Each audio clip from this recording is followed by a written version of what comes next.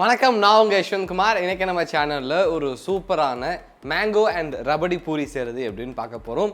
இது ஒரு சூப்பரான ஸ்நாக்காக இருக்கும். கண்டிப்பாக டெசர்ட் லவர்ஸ்க்கு ரொம்ப பிடிக்கும். அது மட்டும் இல்லாமல் கிட்ஸுக்கும் ரொம்ப பிடிக்கும். இப்போ இது செய்கிறதுக்கு தேவையான எல்லா இன்க்ரீடியன்ஸுமே ரெடியாக இருக்குது.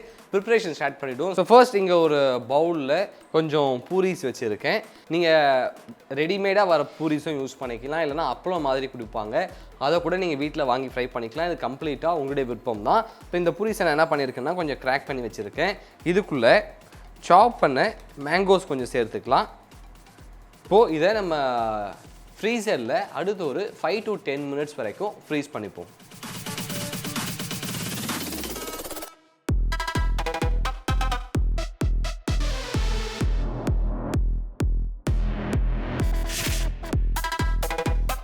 இப்போ நம்ம பூரிஸ் ஃப்ரீஸ் ஆகிறதுக்குள்ளே ரபடி ரெடி பண்ண போகிறோம். அதுக்காக ஒரு பேனில் 500 ml அளவு பால் சேர்த்துக்கிறேன்.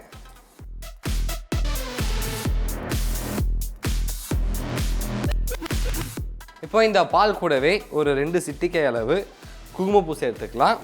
இந்த பால் இப்போ நல்லா கொதிக்கட்டும், அது வரைக்கும் நம்ம வெயிட் பண்ணுவோம்.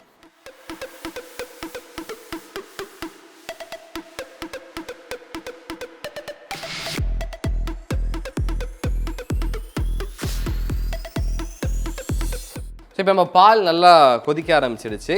இந்த நேரத்தில் இது கூட 200 ml அளவு கண்டென்ஸ் மில்க் சேர்த்துக்கிறேன். இப்போது அடுத்து ஒரு 10 to 15 நிமிடம் இந்த பால் நல்லா கொதிக்கட்டும், அது வரைக்கும் நம்ம வெயிட் பண்ணுவோம்.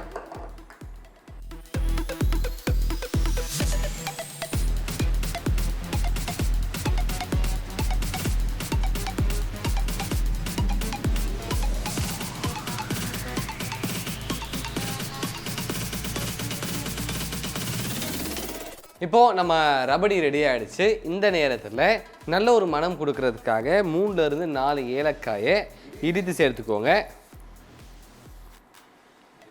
அதன் பிறகு ஒரு முறை நல்லா கிளறி விட்டு ஸ்டவ் ஆஃப் பண்ணிவிடுவோம். இப்போ இந்த ரபடி எடுத்து நம்ம ஃப்ரீஸ் பண்ணி வச்சுருந்த பூரிக்குள்ளே ஊற்றி அண்ட் அது மேலே கொஞ்சமாக ஸ்லைஸ் பண்ண பாதாம் வச்சு கார்னிஷும் பண்ணிக்கலாம்.